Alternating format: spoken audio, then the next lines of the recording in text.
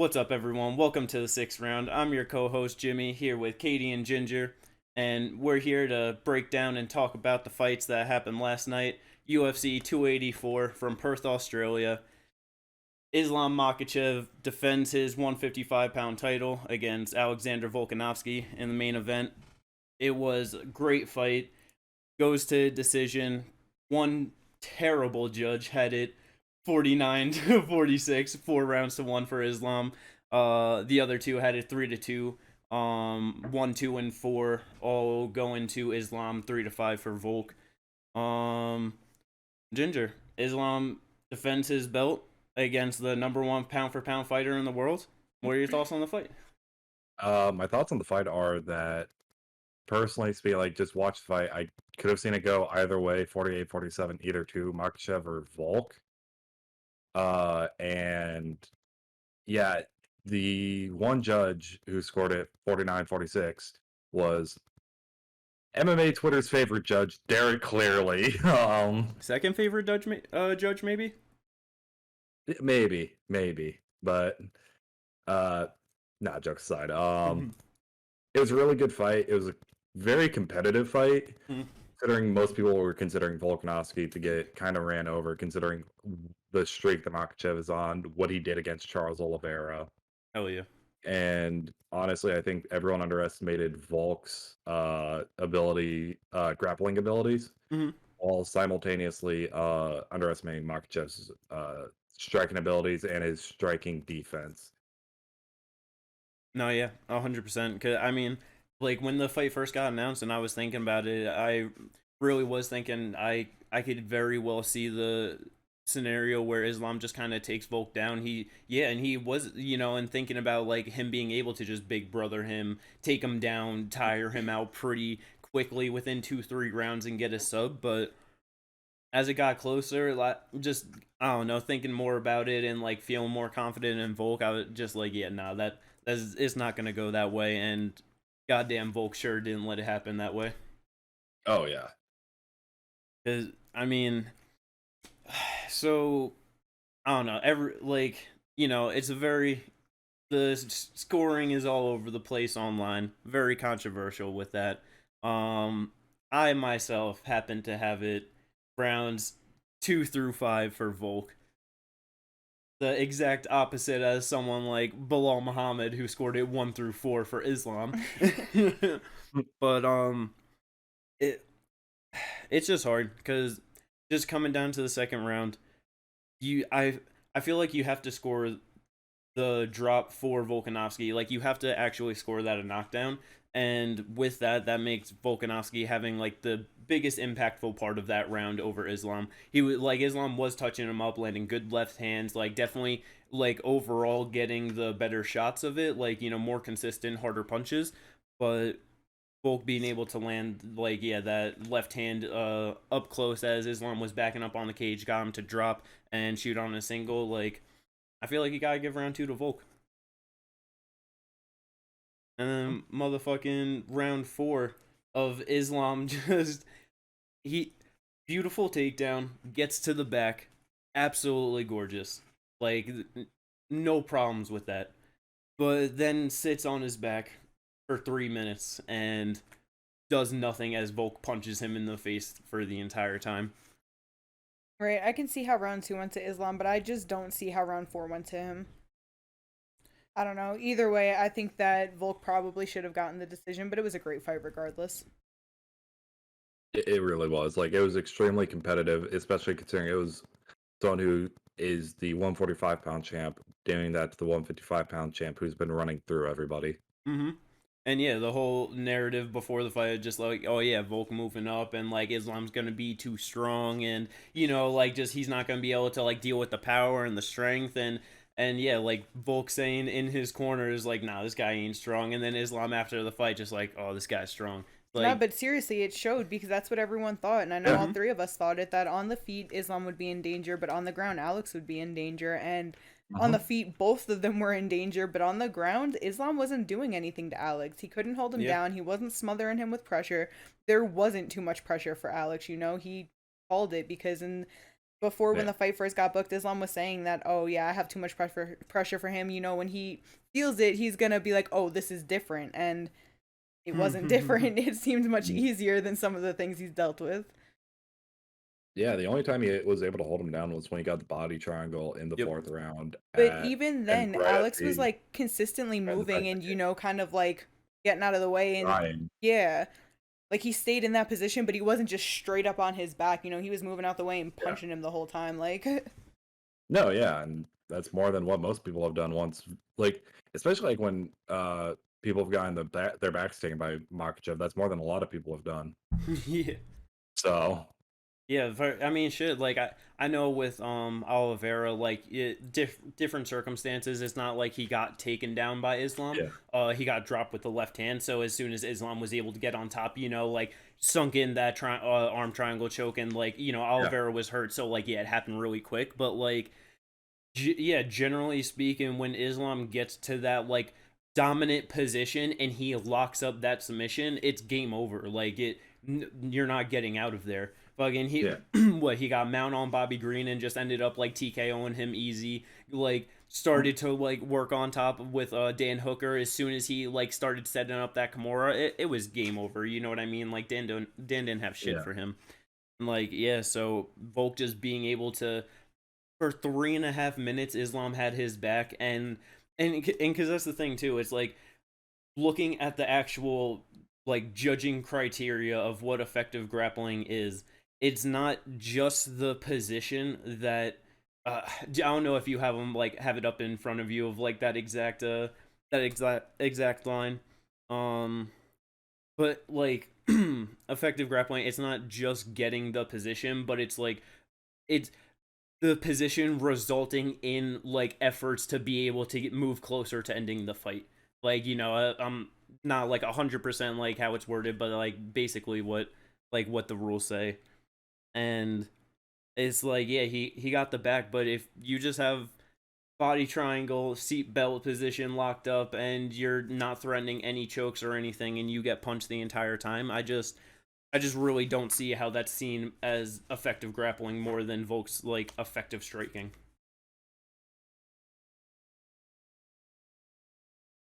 right? Because they try to say that being in a dominant position is effective grappling, but if you're not going for the submission or getting close to ending it or doing anything to move forward in ending it, how is that effective grappling? And it's not just holding. Exactly, because that's the thing. If you don't do anything with it, then now all we're talking about is control time, Right.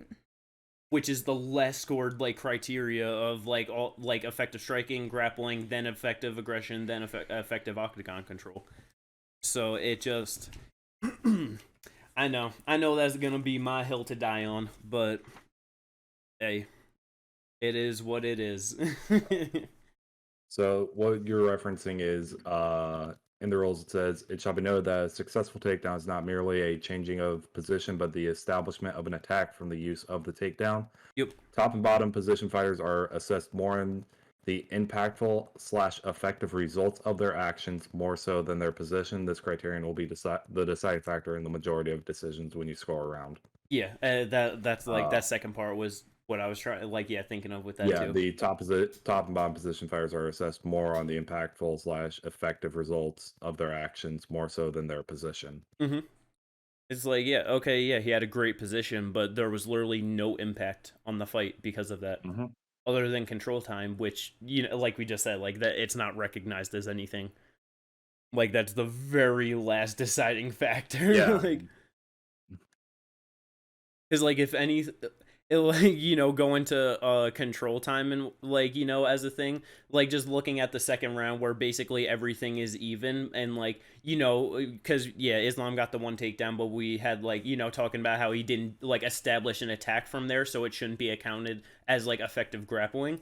It's just like if going to like the next step how like everything has to be 100% even, like they would look at that control time of like 57 seconds and like 53 seconds and be like, oh well that's 4 seconds more control time, like not 100% even, so it's like that's how stringent they are with like it being like that, so Well, control even time then, will never be a factor. they wouldn't even go to control time at that point. They go to effective aggression No before they even went to exactly. control time.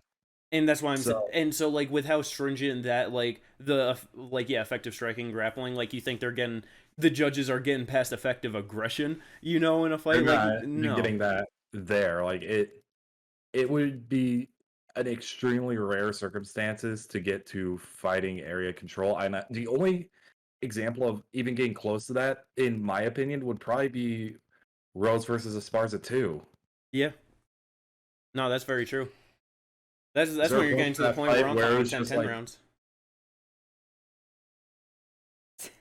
9 rounds? Is that why you smile, or just like, why do you even bring this fight up? Like, Yeah, that's exactly why I did. But I It's mean, just like, the I best is understand this why you how it did is? The because first episode Yeah. we're getting Rose Carla 2 talked about in it?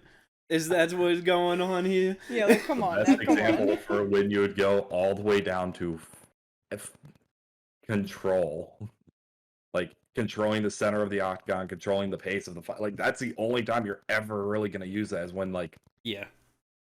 it's just like how else do you score it? Like there was in some of those rounds there were barely any strikes thrown. There was no Mhm. grappling, Yep. and it's just like, well, this is what you gotta do then. Yeah.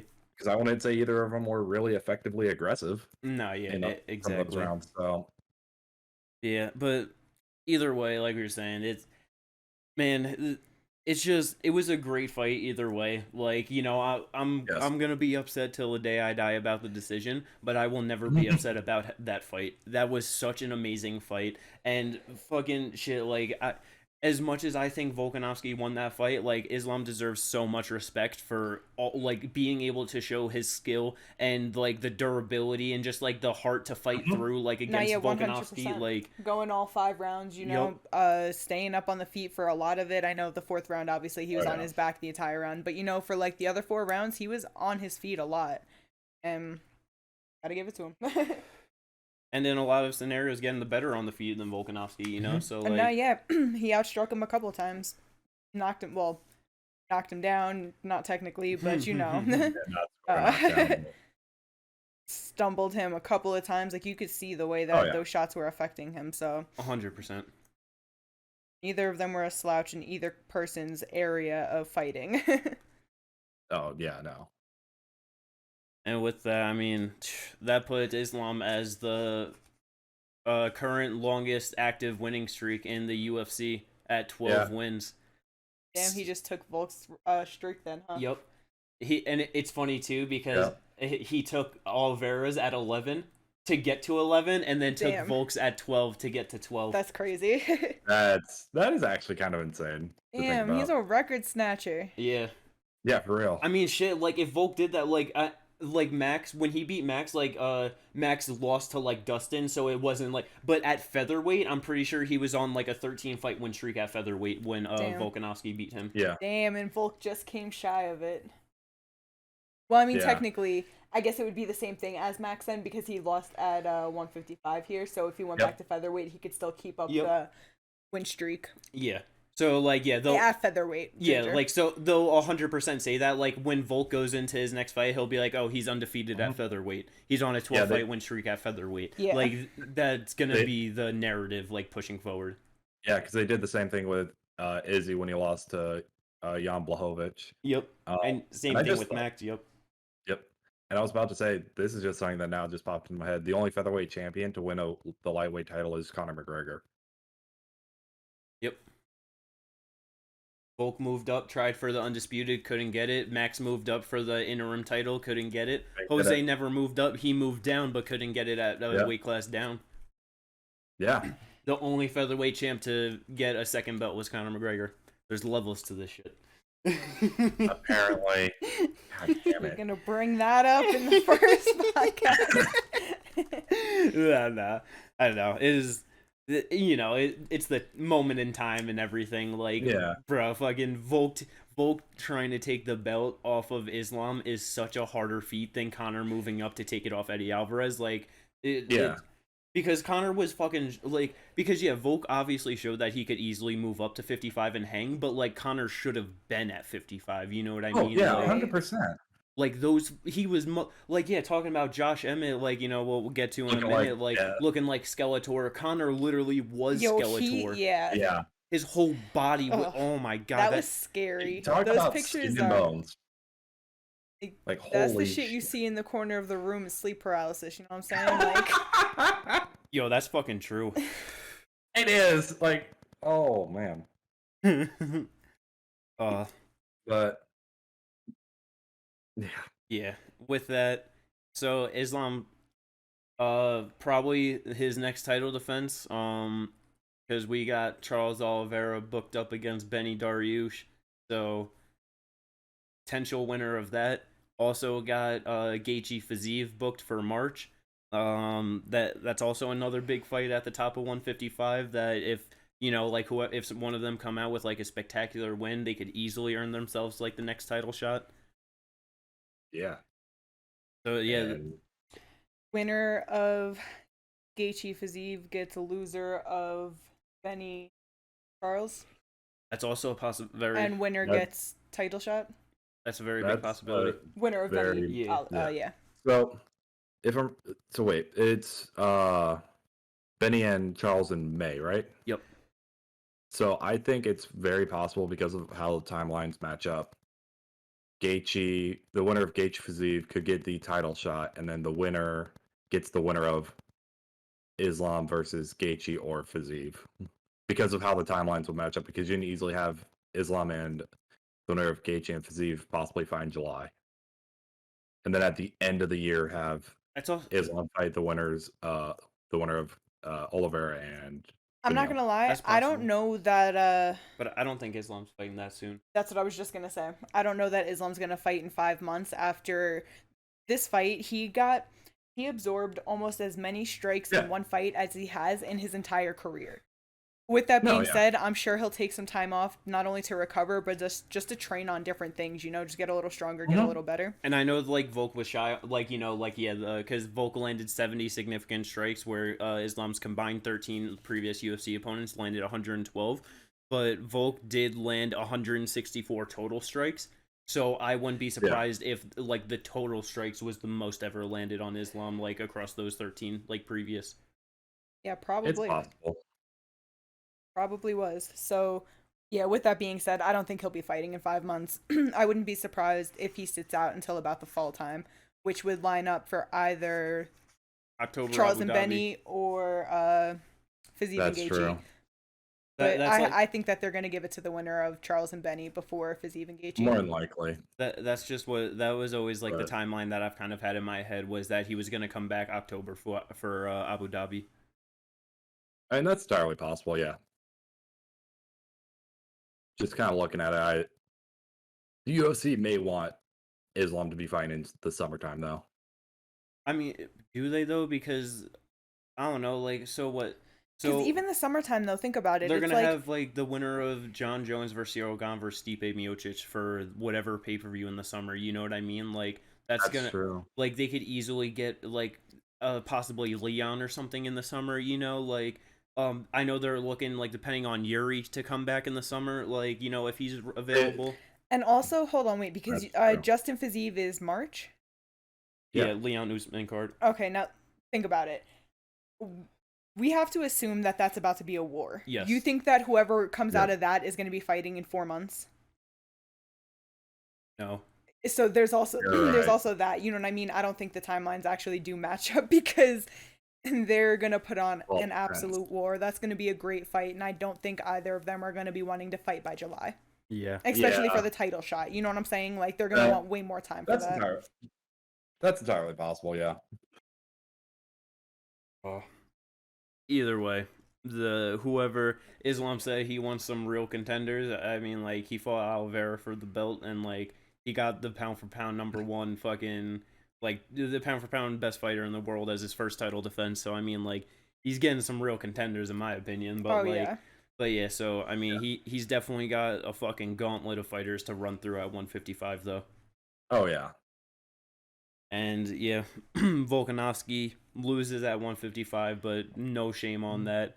Gonna go back down to 145, defend that featherweight title against your new interim featherweight champion, Yair Rodriguez. And holy shit, did he beat the fucking dog shit out of Josh Emmett. That was like, so good. just the leg the leg kicks, like smashing him, like fucking tossing his legs around. The body kicks were nasty. Question mark kicks up top. He was just putting on a masterclass His striking performance. determination from the bottom to still be landing hammer fists and elbows, and just like he wasn't Mhm. stopping. There was never a time that it was, oh, I'm on the bottom, like I lost this. Nope, he just kept going. He kept landing. All offense all the time. All That's offense. all he was concerned about. And I mean, shit, it paid dividends because 419 round two gets a triangle choke, makes Josh Emmett tap, and I mean, I thought he'd be able to get. I thought he'd get like a third round KO TKO. Yeah.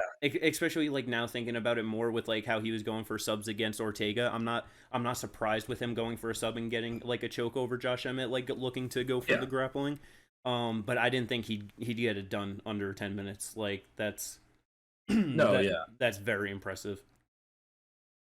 Oh yeah, that's extremely impressive. Um, really, the only things that Emme came in with that were his power and his potential of taking Yair down. Yeah. Yeah, From but taking him like down did not go everything. in his favor. No, no, it didn't. Well, unless you're Derek Clearly, who scored it 10-9 Emmett in the first round. But whatever. Because I mean, Josh still got a takedown in the second round, but Yeah. it was in the second round But after then that takedown that when he Yair got the triangle, so yeah, that's when he got triangled. So Yeah. They got to get Derek Clearly out of here, man. I don't know what's going on. I don't know who's paying this dude or what, but Yair tripled his significant strikes and more than that on the total strikes. And he said, yeah, Josh got it. yeah, for real. Oh, wait, I was looking around too. But still, yeah. Okay, doubled it. Doubled it Yeah. in the first round for significant strikes and total strikes.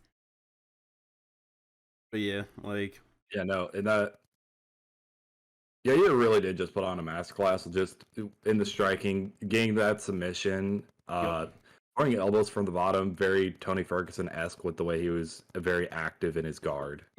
No, yeah, just always looking for that finish. Very opportunistic with it. Mhm. Gotta love it. And I mean, with him looking like that against Josh Emmett, that's a very exciting fight. Him versus Volkanovski at 145. And I mean, Volk said it after in the post fight interview, just like everyone at 145, they better watch the fuck out because he's coming in. Oh man, that's gonna be a goddamn fight. That Honestly, just after seeing that performance against Islam, it's hard to see his belt getting taken away at 45. Yeah. yeah. Other than Yair catching him with like a big head kick or like a flying knee or something like that, Volk should honestly be able to put on a like as much as we're like, damn, Yair just beat the shit out of Josh Emmett. We're gonna be more than likely saying that when Volk fights him, just like, damn, Volk just beat the shit out of Yair. I mean, considering Islam was unable to really even get any type of submission onto Volkanovski, the fact that Volkanovski was able to get out of a triangle and a mounted guillotine from Brian Ortega, like it's gonna be hard for Yair to win this the way he won this fight. Oh yeah. Oh, yeah. I think it'll be a fun fight though. Oh, it's gonna be a fun fight no matter what. Gonna be amazing. But yeah, and the featured bout 170. Mining Kate's male prospect of the year last year, Mr. Bob Dabalena, Jack Della Maddalena, just he just fucking rolled right on through Randy Brown. I mean, like he really did. He struggled with like I mean, I wouldn't even really say that he struggled. He was just being patient, looking for his range. Randy had some nice front kicks to the body, some leg kicks, some nice jabs, like landing some slappy left hooks on the guard. But as soon as fucking Jack Della touched him, it was over. It was over, and like that. Yeah, that's the thing, is that you can barely even say he was taking his time, because it's like it might have been like a little bit of a slow start, but it still got finished first round with 2 minutes and 13 seconds left. So how slow could it have been? You know what I mean? Like he was just trying to find his distance and was like, you know what? I just gotta get in there. Touched him, and boom, Randy went down. Like, but who would have thought that after 3 first round KOs, get the first round sub? Yeah. Because I'm pretty First sure, round RNC. like you said before, what his only he has one professional sub, and that was like 6 years ago or something like that. Yeah, and other than that, his one and only amateur fight. Yeah. Yeah. So definitely whoever fucking bet on that hit big, but yeah, I mean, not Randy, Jack, he's got some big potential though at 170. I know we were all talking about like he's got he definitely should get a ranked fighter at this point 100%. with 4 first round finishes. Yeah. Who do you want to see him fight, Kate? Perfect world. Okay, so at first, we were talking about it like with him fighting a ranked guy. I assumed that it would be someone from 11 to 15, and I figured Michelle Pajeda would be a really good fight. But with him calling out Vicente Luque, let's go Jack Della Maddalena versus Vicente Luque. I am all for that. Go. I mean, perfect world. Like, Li Jingliang would have been booked already because that is a banger of a fight as well. Him versus the Leech would have been a banger of a fight. I still think like going from Randy Brown all the way up to Vicente Luque is such a huge jump. I still think you still give him someone from 11 through 15, and right now I would say Neil Magny is probably that guy to put him in against. Man, I was thinking like, yeah, like Neil Magny would be like kind of okay, like you wanna move him up, like get him going. Yeah. But at this point, like, yeah, with him calling out Vicente Luque, if you want to fucking get things rolling on the Baba Dabalena train, you got to fucking book him ASAP against that. That is a featured bout on a fucking stacked out pay-per-view. Again, just like this one. Like, just not like, as stacked out. Like, this one wasn't that stacked out, but like big pay-per-view featured bout. And honestly, I mean, we got to see him get tested with the grappling, but I would probably take Jack to knock out Vicente Luque in the first round. Like, yeah, if they book that fight, I'm taking Jack in the first. I mean, fair. I'm just like, just looking at it from what I'm looking at is Vicente Luque. His last 2 losses are to Jeff Neal and Jeff Neal is a solid striker.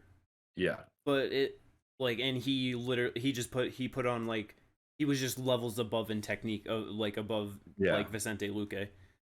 And his last 2 losses are Bilal and Jeff Neal. That's who I was trying to think of, Bilal. And then Jeff Neal also got like completely outschooled in striking by Wonder Boy. So I don't know. I'm liking good old Jackie Legs in that one, honestly. Actually, perfect world, Jorge Masvidal. You would have put him up against Jorge Masvidal. Oh my god! I mean, Jorge would never take that fight. Oh, Masvidal would not take that fight, but perfect world. Fun. That's a fun fight right there. But him calling out Vicente, I mean, yeah. If not Vicente, I still feel Michelle over Neil. Yeah. I don't mind Vicente. Michelle's a fun fight. But I feel like, well, then who does Vicente fight actually then? I don't even. Actually, I think it might go Vicente Neal and then Pajeda gets. Dabalena? Yeah. Jack Della Mandalorian. Yeah. So. Jack Della Mandalorian? Mandalorian. But yeah, no. As time goes on, I'm gonna just keep thinking of more and more names to call him. Just our good old Jackie Legs. But yeah, it's just a great win for Jack. Can't wait. I want to see him back soon. Like I want them to like let him keep getting some fights in. Give him 3-4 fights a year, and like let's if he keeps going like this, honestly, he's gonna get them because he didn't take much damage. I wouldn't be surprised if we see him again in 3 months. Like him versus Michelle could easily happen because Michelle still needs an opponent. And when was that supposed to be? That was 287, I believe, right? I believe it was 287. Right, so fuck it. Let's get Jack on 287 versus Michelle. No, give him that Andre Fili. Bro, yeah. April. Yeah, that Andre Fili, like, remember when he was on his roll? Yeah, let's go. He fought like every other month. Yeah. Let's go. Bro, oh, that would be so great. They get fucking Jack back in April. Oh man. Send him Yeah. to fucking where's fucking Alex and Izzy fighting again? Is that fucking Kansas City? No, that's Arnold Allen and Max Holloway. No, okay. Where the fuck are Miami. That's where it is. Miami. Yeah. Send the Aussie to Miami. Let's go. Let's go. Oh man. But some other fun fights on the card. Before that we had Justin Tafa, your guy Ginger, just parking Parker Porter in the first round with that left hand. That shit was Oh, that was beautiful. that was nasty. Just step back, left hand. As he's Fucking- dropping, hit him with the right uppercut. Like, Yep. ugh. Yeah. Yeah, so So good. Nasty. Beautiful. And And yeah, I very much love your idea, Ginger, of you gotta put the two dudes at UFC heavyweight, the only ones in the UFC heavyweight division to ever miss weight. never miss weight. Justin Tafa, Charles Chris Barnett, let's Barnett. go. Versus So now how does the MMA math work? Does the one who missed weight by more win? Because if that's the case, then it's Chris Barnett. How much did he miss by? Oh wait, no, I think it was half a pound, right? might have been. I think he was half a pound and Tafa was a pound. I think that's what it Yeah. was. I think so. For a second, I was thinking Barnett was a pound and a half. All right, so the guy who missed weight by more loses then. Oh, moving the goalpost now. You just want Barnett to win. Exactly. Come on, Wait, man. Oh, honestly? Chris missed weight at 267.5. Okay, so he did miss weight by a pound and a half. Okay, so we're back Yeah. to the one who missed weight by more wins. I don't know. Considering what was the loss he took? Oh, I don't remember. I'm trying to remember who that was, but I don't think because of the range, he just couldn't get in on the guy, and I don't think he's going to be able to get in on Justin Tafa. He will He's been struggle able with to get that. in on He's other very people. small. Yeah, Chris is small. He's a small boy. He's a small boy, but a big Yeah. boy at the same time. You know what I mean? Uh-huh. But yeah, I mean, either way, that's gonna be a fun fight. That would be a He's fun fight. 5'9". Yeah, 5'9" and weighing 267.5. Yo, just look. Yeah. I feel like if you make that fight, you should just allow like both of them to just weigh in whatever they want. Let them come in like I was about to 300. say. 300 is Just fine. let them have their super heavyweight fight. They could just come in, don't cut weight, Super heavyweight just fight. Yeah, that's a real division. It's Go. above 266. Yeah. UFC super heavyweight division debut for the championship: Chris Barnett versus Justin Tafa. No. Let's get Oh, it man, done. No. I'll Nah. co-sign it. I'm all right. They'll both I'm not. make money. I'm not co-signing. I mean, for the at least it'll be championship. better than women's featherweight. There will be 2 people in it. I mean, you're not You're wrong. not wrong. You can sign more people to the super heavyweight division than you can sign to the female featherweight division right now. I too. mean, you're not wrong. There are more athletes in that division, and it will also sell more than women's featherweight. So there you go. Get it done, UFC. oh man, Opening up the pay-per-view though, you had Jimmy Crute versus Alonzo Menafield. Absolute war. Mhm. If you like don't have the point deduction, that's an easy win for Alonzo Menafield unless you're Easy. Derek Clearly. Because then that's Oh an my easy God. win for Jimmy Crute. That's 2 rounds to 3. But again, just another awful scorecard from him on this card. But you know, neither here or there. But yeah, what was Yeah. it? Oh yeah, it was the cage grab in the 3rd round off of the takedown. Third round. Mhm. Alonzo That caused loses the point. deduction. And yeah, it ends up going to a draw because Alonzo beat the dog shit out of him for the first Oh 2 my rounds. God. Well, the first half of the first round, Jimmy just dumped his gas tank trying Yeah. to take him down and just pulled him and didn't really do much. But then once he got a little bit tired, Alonzo was on him for the second half of that round. And round On 2 him. just fucking him up. So More yeah, pressure, more pressure, more pressure. he definitely got round 1 and 2. And I mean, regardless, Jimmy won round 3. But Yeah, 100%. Yeah. that point deduction, 10-8, boom, draw. Boom, draw. Sad. Oh man, yeah, But it was a good fight. Like watching it, I was like guaranteed fight of the night, and but yeah, main event. But then the main ended up, event happens. Yeah, 100%. oh yeah, like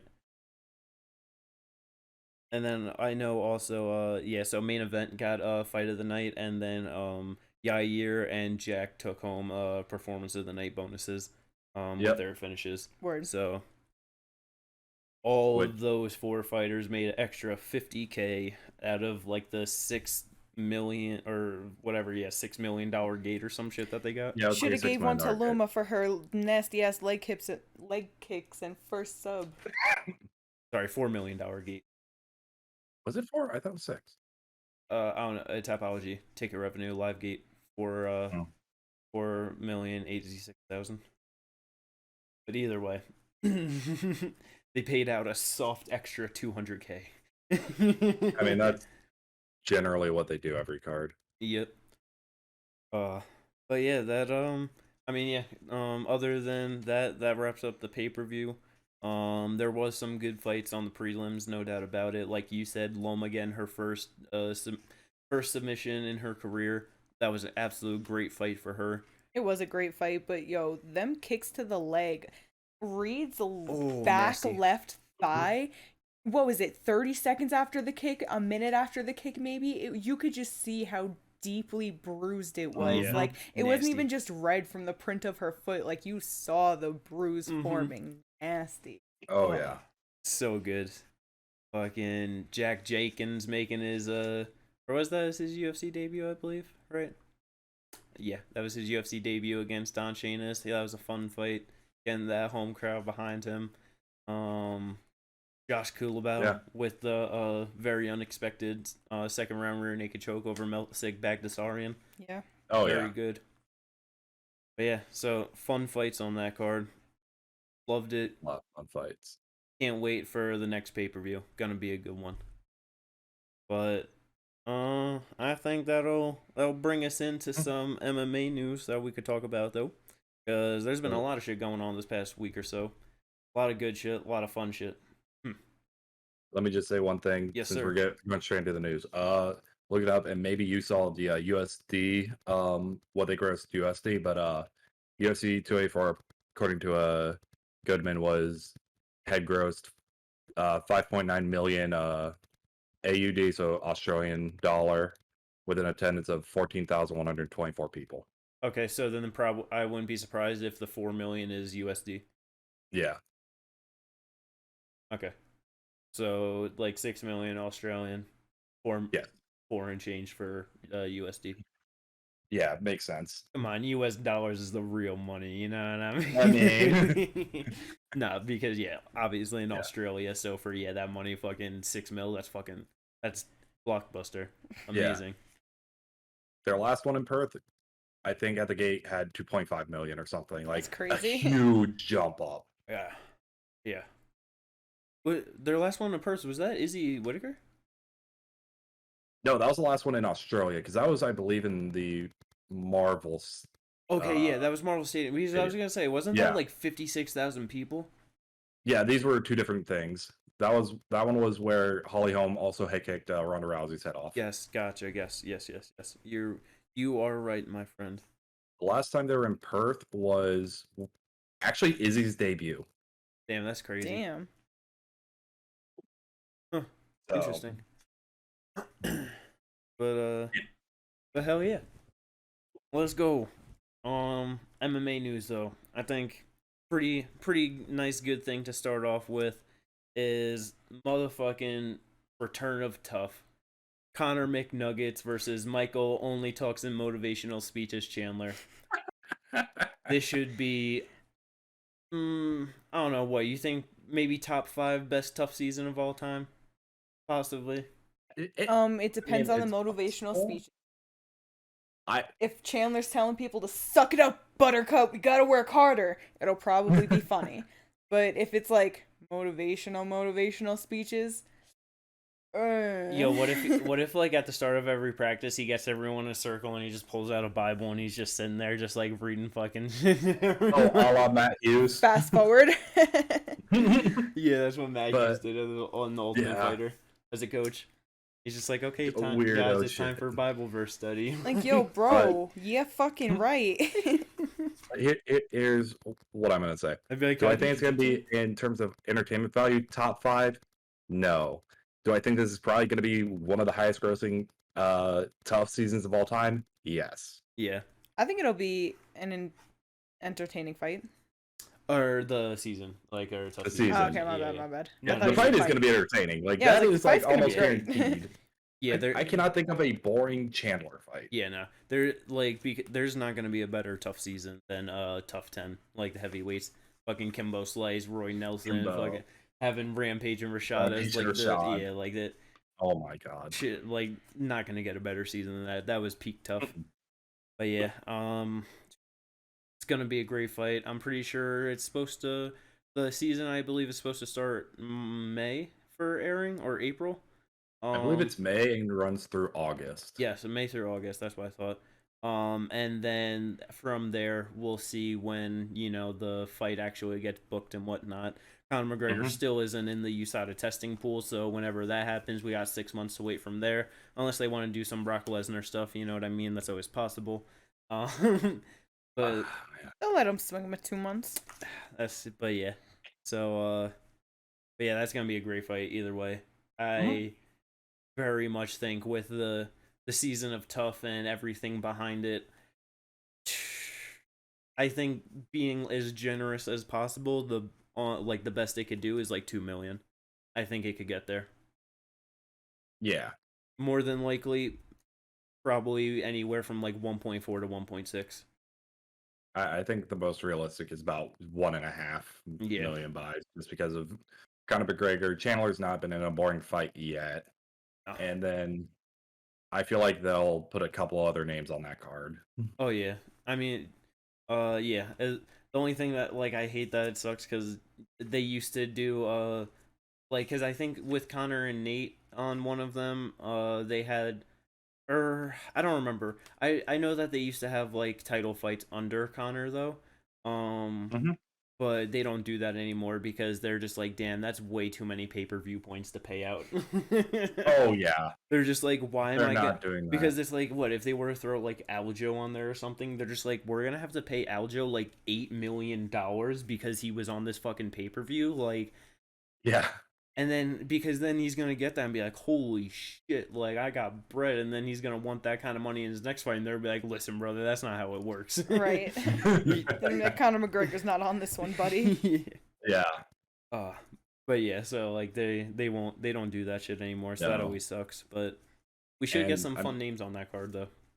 We should, considering like one of the venues that is being looked at is Cowboy Stadium. Yep. They're gonna want to at least stack up, like, if not, they're not gonna stack up, title fights on that card, but they need to stack up names to be able to sell out something like a stadium. Yeah, 100%. They can't just throw Connor and Chandler in and be like, all right, here's the rest of the card, and it not be like a good card. Yeah, I don't think in America they could do that. Honestly, I think because I know Dana said it too, if they went to a stadium in London, I think like you could not have like the greatest undercard, like, or the greatest fights on the pay-per-view underneath that. I think you could probably still sell out a fucking stadium in London just with Connor and Chandler. Well, even then, like, with that, depending on when they're fighting again, like, you can then have like people who are from hell, I think Tom Aspinall is supposed to come back by then. So that's a great person to throw on that pay-per-view. Patty should be back by then. Yeah, then that sets up the Connor Patty fight at 185 pounds. Right. What? Yeah. Connor built like a refrigerator. Patty built like a snowman. Let's go. No, Patty the fatty and Connor the refrigerator. I was about to say, Connor built like a refrigerator. Patty can't get away from the refrigerator. Yeah. He built like he ate everything in Connor's refrigerator. Yo, what's he looking like right now? Terrible. Have you not seen him recently? I haven't. I seen a video of him on a boat, and oh my god. Moly. Yeah, he was smoking a joint. He needs to stop. But yeah. Oh man. But so yeah, the return of Tough should be fun. Return of Connor should be great. another return we got going on is Kevin Lee back in the UFC. Supposed to be at 170 pounds. Who knows? Who knows who they're gonna put him against? I mean, he never fought RDA, right? No, he did fight RDA at I was 170. gonna say, I was pretty Yeah, sure he fought RDA. yeah. Never mind. Sorry for a second because I was like, wait, weren't they trying to book that at one point? And but yeah, they did fight. And I know he lost to Daniel Rodriguez as well. Yep. And so I'm just trying to figure out where at 170 he fits in right now. That's Because where does Kevin Lee fit into all this? it, and that's kind of the thing. It's like, where does he fit at 170? Because he's too Does big to he make 155. does he fit into uh like a right hand of Jack Della Babalena? No. I mean, depending on how it goes, like that could at least maybe test the grappling, like the defensive grappling of Jack Della Maddalena. Yeah. Yeah, like it probably would be good for him to get that fight in before he goes into the top 15. But I want to see him go into the top 15. No, yeah, but he would 100% get a top. He would be ranked after Yeah. that win Listen, because okay, of how about this? Because it works so perfectly with timing, Jack just goes in, fucks up Michelle Pajeda, and then fights Kevin Lee. I'd be okay with that. I'd be fine with that sequence of events, but Peita's a fun fight Yeah. for Maddalena.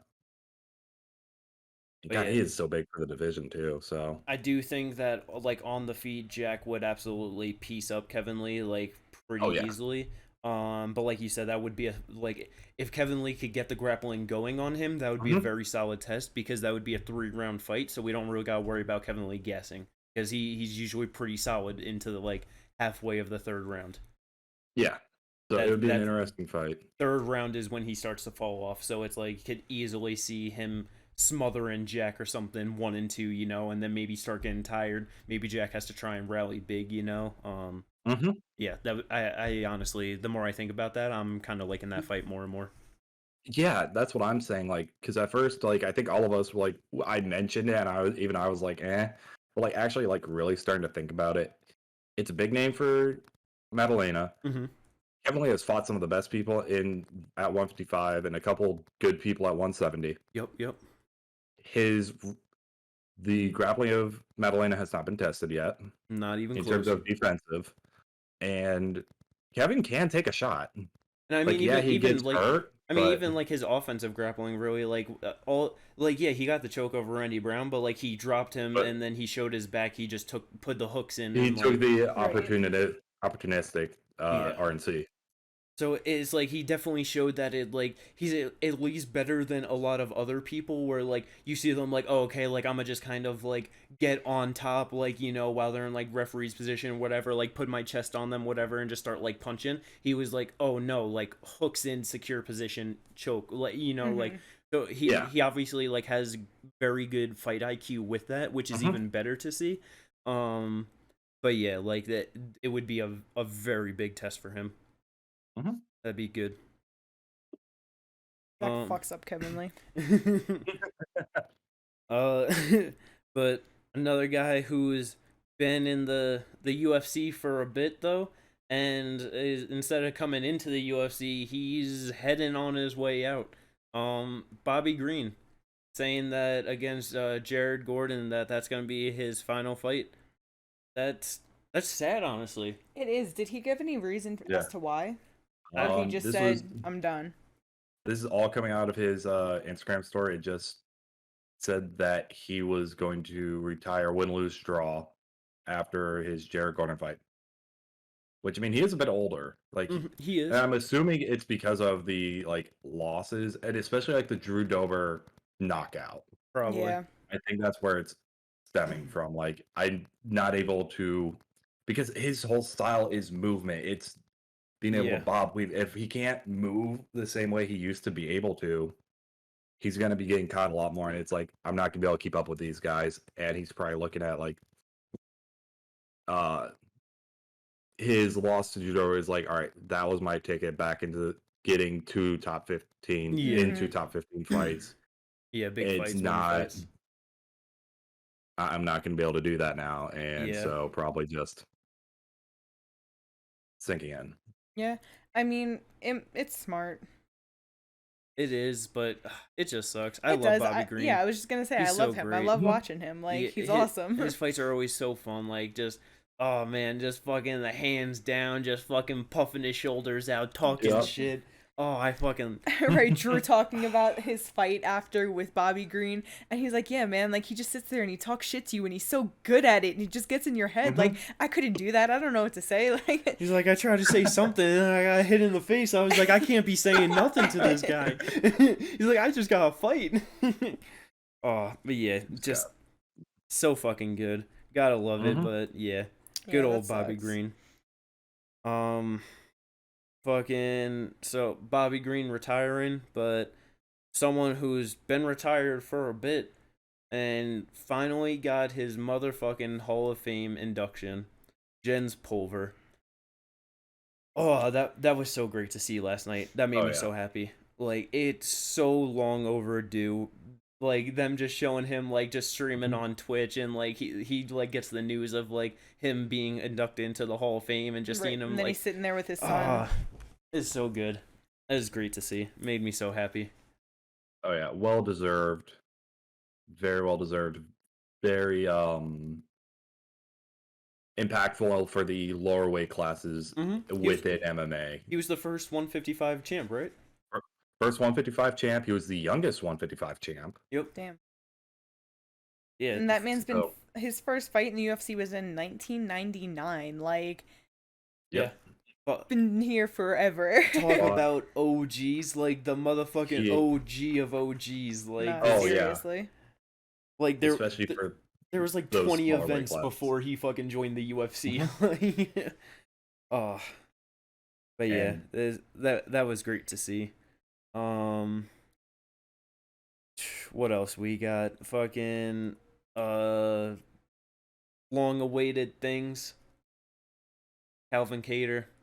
That's gonna be a long-awaited return because, like what you said, Ginger, he doesn't plan on coming back till first quarter 2024. Yes, his plan right now is to come back the first quarter of 2024. From everything that I've read, he doesn't want to reactivate that knee injury. He wants to take it slow, make sure his knee's completely fine. Doesn't want to fuck it up. Yep. So he wants to make sure he's back, he's ready to go.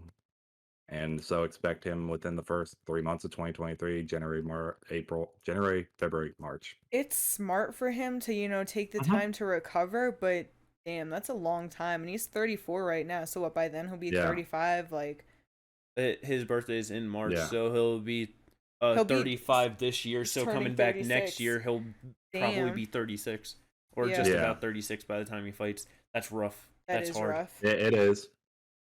Especially at 145, like. And then, and so let's say if he comes back February of 2024, that'll be almost a year and a half since like he last fought.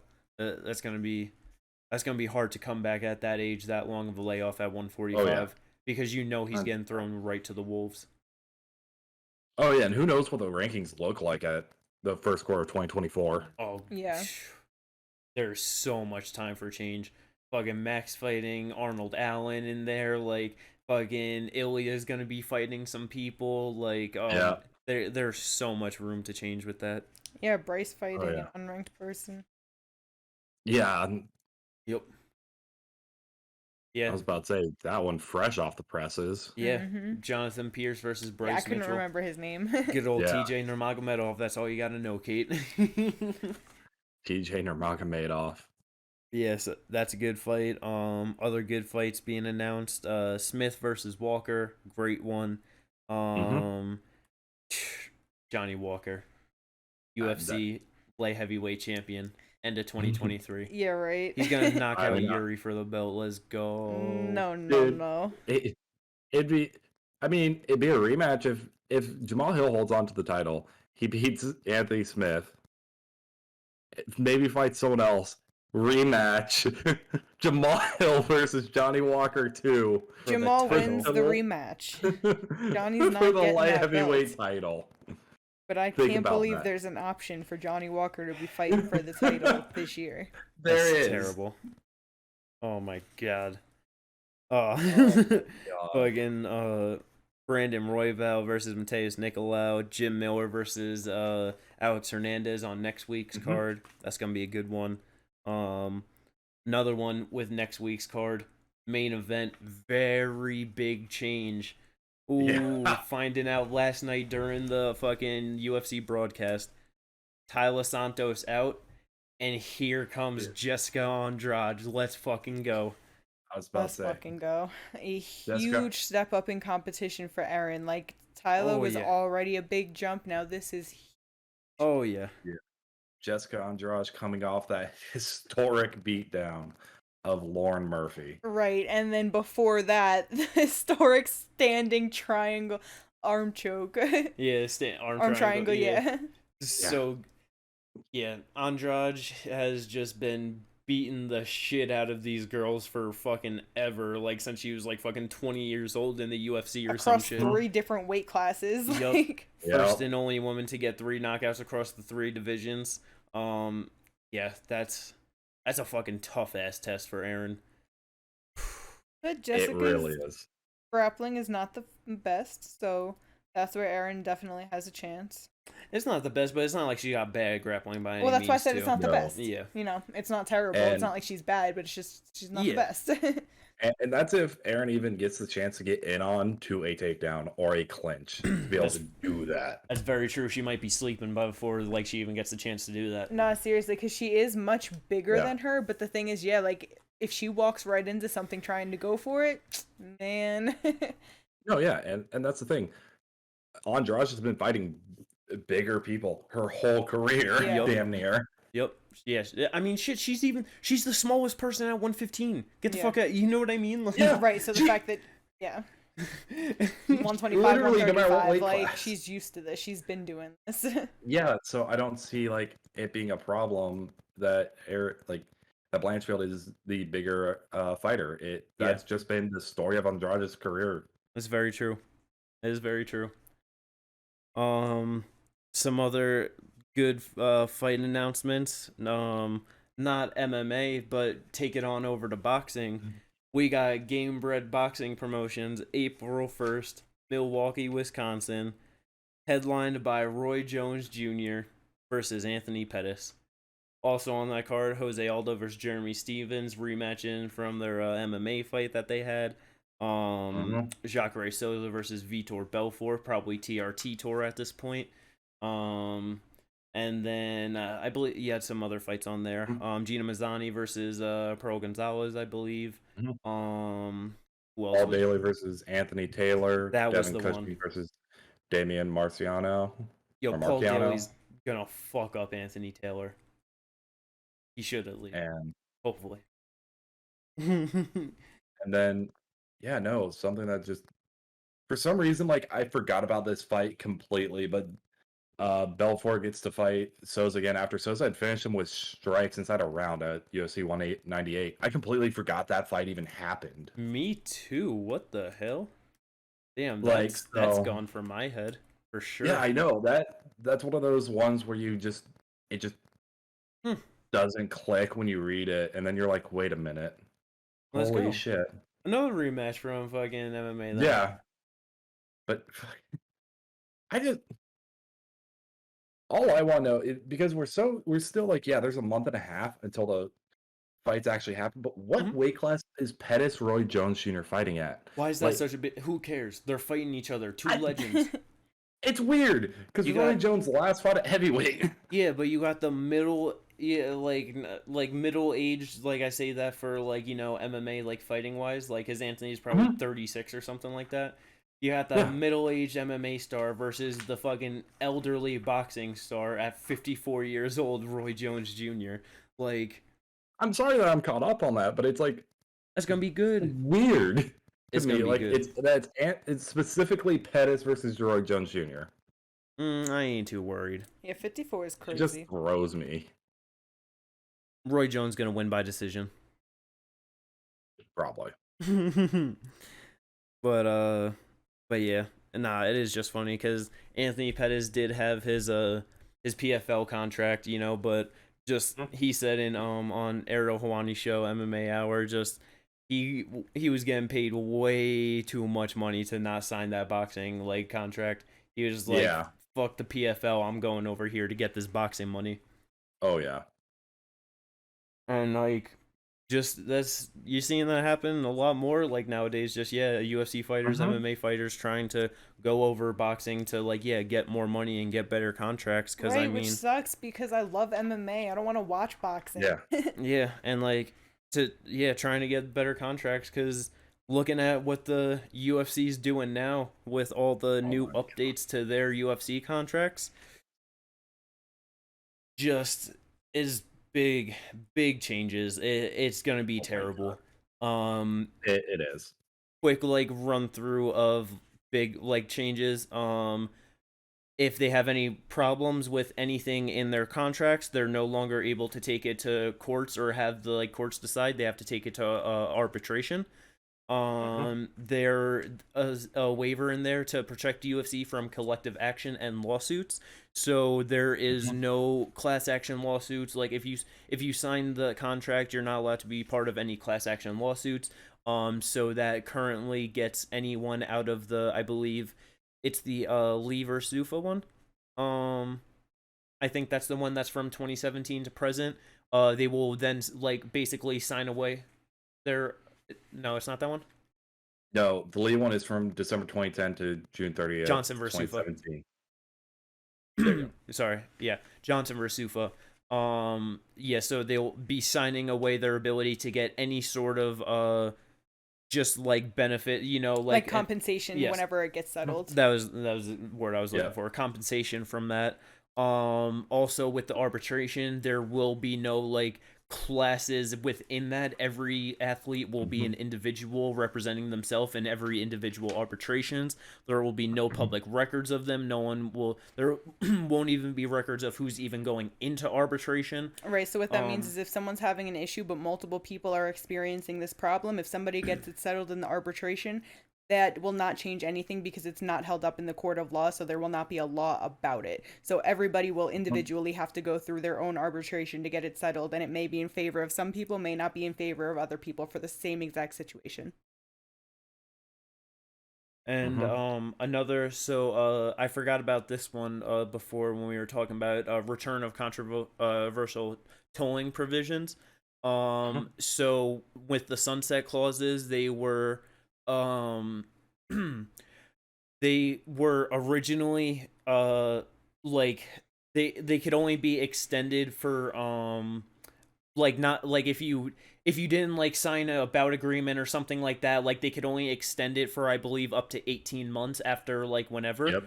But now there are actually no limits to the number of extensions, and I believe they can now extend it into perpetuity, and they can just constantly, like just how they used to, just offer you a fight, and if you go no, then they're able to extend it for 6 months or however amount of time is like they decide is necessary for them to find you another fight. So if you're a big star, if you're a big name, oh well, it takes more time to fucking like find another fight for you. So if like Conor McGregor can like turn down a fight against like whoever, and they might be like, oh well, you're Conor McGregor with all these things that have to line up, well now you're stuck in your contract for an extra year because this is how long it's taking to find you a fight. So reading through the Bloody Elbow article that they were talking about this on, due to this controversial clause, now the only limit to how long a contract could be extended is the 5-year sunset provision. So it can still only be up to that 5-year provision. But that's it. Like they can't, but still, if that can take so long. But now with it, even though it has the 5 years, they took out any suspensions or anything revoked by the Athletic Commission or Anti-Doping Agency. So that extends, and it also doesn't start until your first fight. So you might sign the contract, but if you don't fight for a year, it doesn't start until you fight your first fight. So there's also that. They have so many things that's actually prolonging the fuck out of those 5 years. Oh, these contracts. Yeah, no. And if it's potentially goes towards the Athletic Commission medical suspensions too, then that's just so much time that'll slowly chip away at people's time towards the contract Oh yeah. because of the forced medical suspensions after certain fights, you know? So if it's 3 months here, 3 months Oh, yeah. there that don't count, you might get 6 months taken out of your contract time in 1 year. Yeah. Oh yeah. Yeah, literally, 100%. you could go through a year and end up having like half of it, if, depending on who you are and what the fights are and whatever. You could end up having more than that. You know what I mean? Like, Yeah. it's so like with the thought of that, like possibly doubling the time. Well, 5 year sunset clause that could easily turn into a 10 year. Like, that Oh could yeah. easily turn into 7, 8. Like it's and like yeah, you're like I don't know. With all of that, you might just be thinking like, how is any of this legal? Like, this seems kind of fucked up. Well, there's a good thing that We have a Supreme Court. in 2018 the ruling of 5-4 decided that if a company or like whoever wants to in the contract be like, hey, we might be doing like bad business practices, but if you sign this, you're not allowed to sue us or like go to any like have any legal action against us. That's okay to happen. So Yeah. Yep, Epic Systems Corp versus Lewis back in 2018, 5-4 ruling. So it's like, yeah, everything is just the UFC is doing everything they can to try and keep a hold of all their market power because I think they're honestly starting to get worried that like their power's slipping and they're seeing it. Yeah.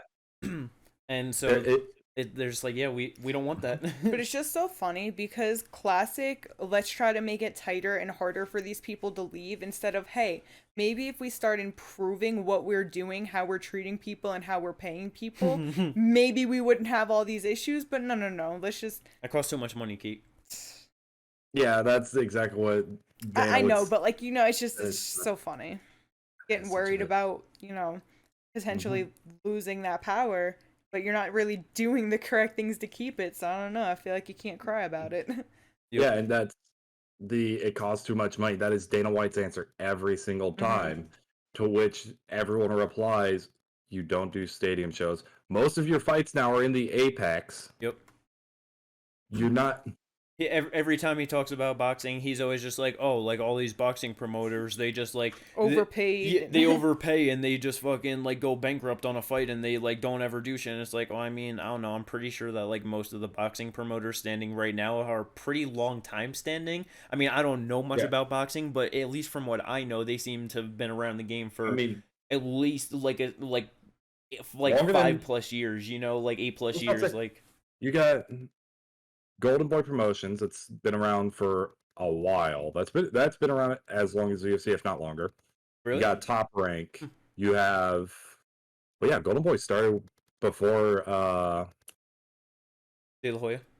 De La Hoya even retired from boxing. Okay. Damn. Yeah. Or after his first retirement, and he came back. Like it was somewhere in there. Like I gotcha. These fights have like a lot of these promotions have been around for a while. I can't remember all of the promoters right now, but I know you have Top Rank. You have Eddie Hearns, you have Golden Boy. You have so many like promotions that have been around for a while. Yeah.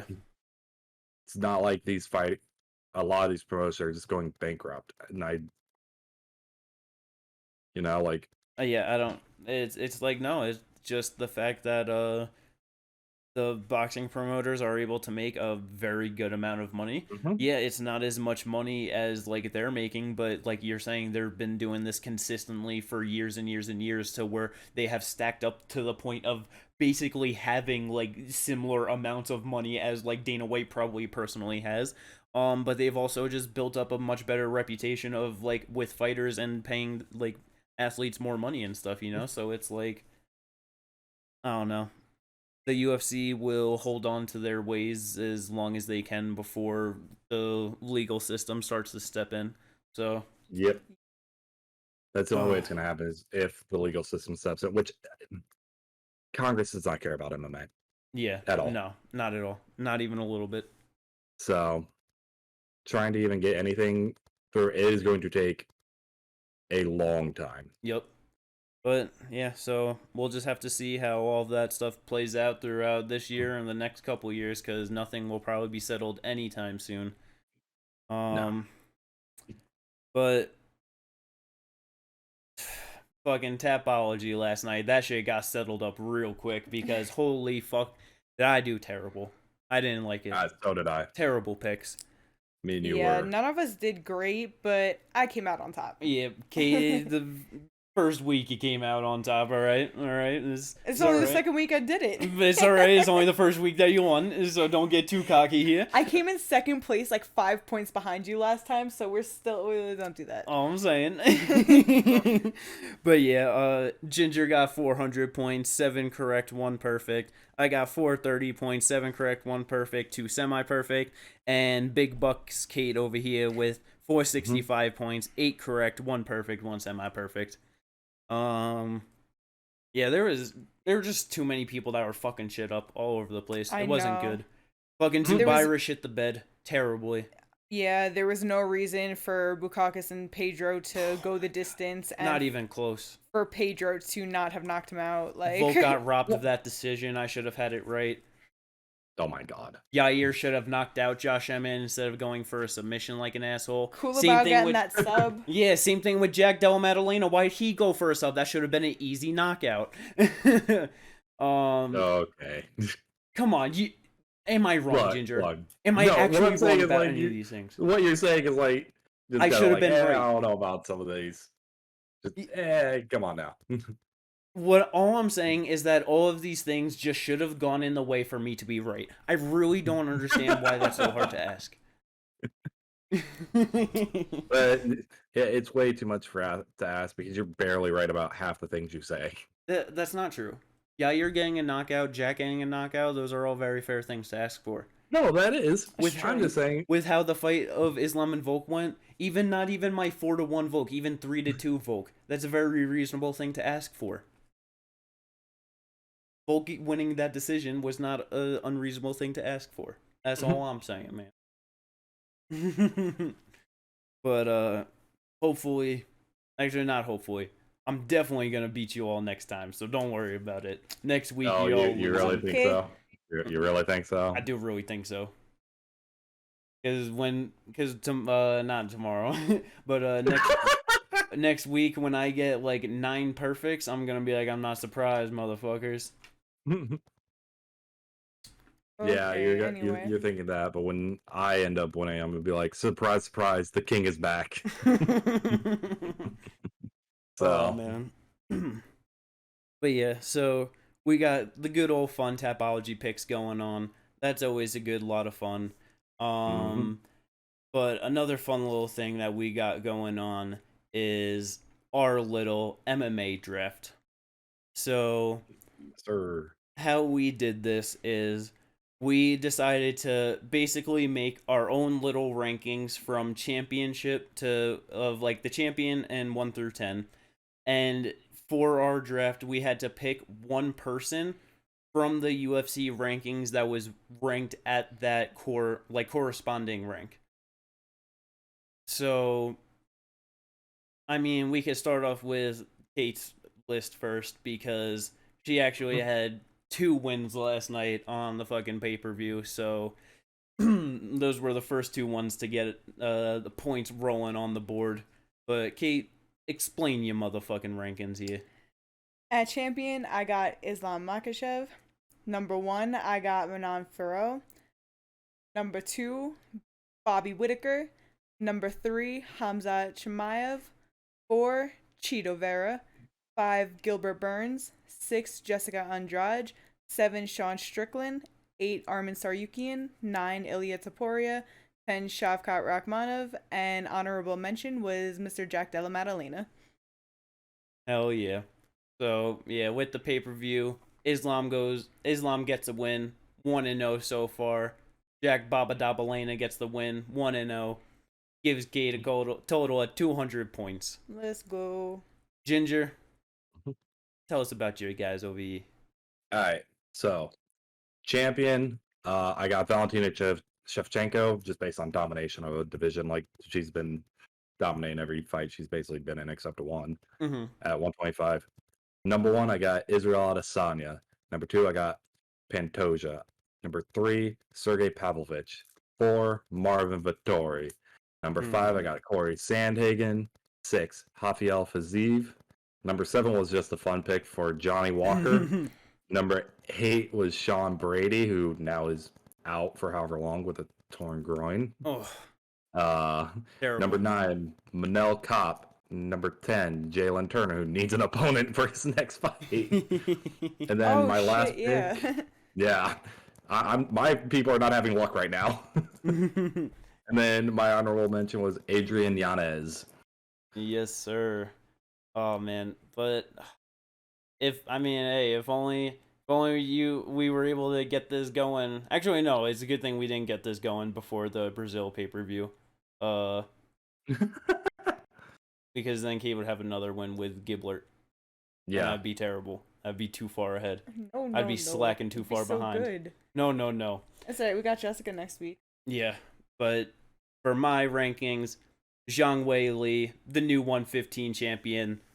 I think she's gonna ring that division for a while. Number 1, Cyril Gahn. He is amazing heavyweight. If he can get through Jones, he's beaten everyone in that division, no doubt about it. Number 2, Petr Yan, former champ. He's a fucking nightmare matchup for anyone. 3, Jessica Andrade, nightmare matchup for anyone. Number 4, the unheralded Arnold Allen, coming up strong at 145. Number 5, Alexa Grasso, sneaky fucking. I think she's gonna be able to get that upset over Valentina. I'm ready for that shit. Let's go. Tommy Aspinall. I know he's out with the injury, but it's been a while, so hopefully he's coming back soon. 7, Mateus Gamrot just got beat up by Benny Dariush, but he's gonna beat up some people at 155. 8, Yadong Song. He's just a great fighter at 135. Just, I'm pretty sure he's still like 24 or 25 years old or some shit like that. He's young. Yeah, he's young as shit. Number 9, Ryan Spann, coming into his own. He's gonna be fucking up some people.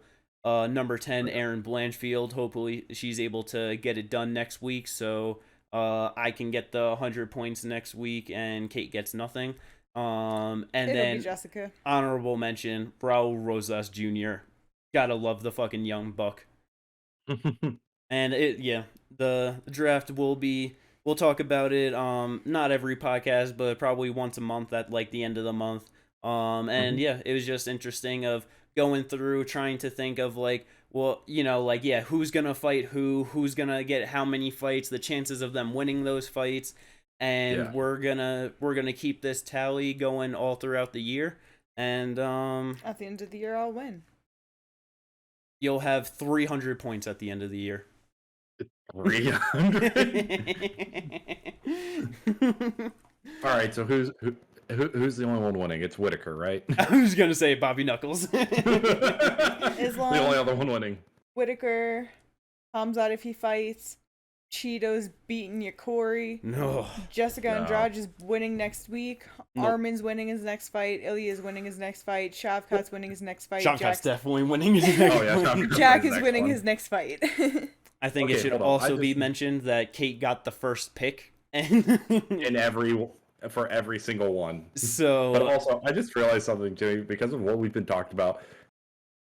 She has 2 fighters on here who could possibly be fighting Whitaker next, and Hamza and Sean Strickland.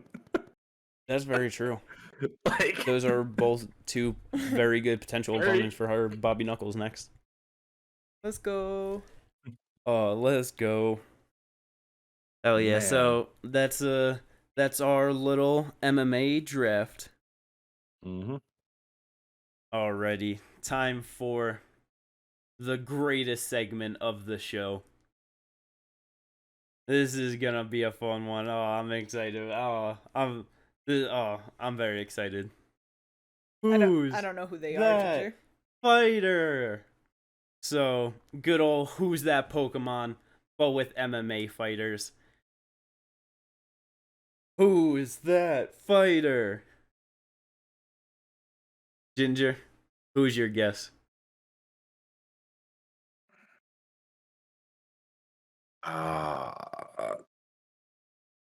feel like it's obvious, but I feel like I have the answer, but I'm going to switch it to Tyson Pedro. Tyson Pedro? Yeah.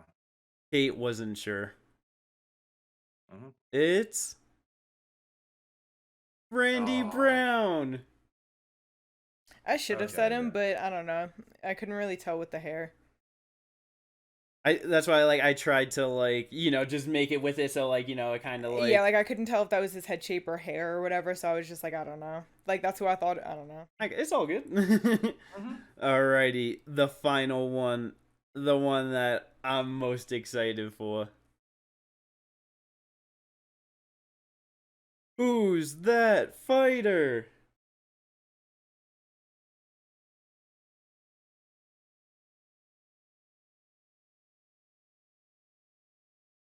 Alpha, that's you. Ginger. Oh, that's Justin Taffa. It's It's 100% Justin Taffa. Justin Taffa. It was him getting knocked out. You asshole. That's hilarious. That's why I was very excited for that. It was I don't know, earlier this week when I when I picked Tafa and I was looking for the pictures, I saw that one, I started laughing real hard, and Kay's just like, what? I was like, oh, it's for Who's That Fighter? I was like, you'll see. And that's why I laughed, because I saw that picture and I was like, alright, we gotta. Oh man. But that's it for this first week's edition of Who's That Fighter. Now we know how to run through it a little bit better, and hey, try and get some good ones on next week card. I got no idea who I'm gonna pick. But with that just about wraps up this podcast. It was great. It was a lot of fun last night watching the fights. Great card. So many fun fights and so much good shit to come after. I'm so excited. 2023 is gonna be a good year for MMA and UFC. Definitely will be. 100%. But Ginger, what shit you wanna plug? You can follow me on Twitch at twitch.tv/ginger_mf. Mm-hmm. That's it? That's all you want to plug? That's all I'm plugging. I gotcha. Same shit.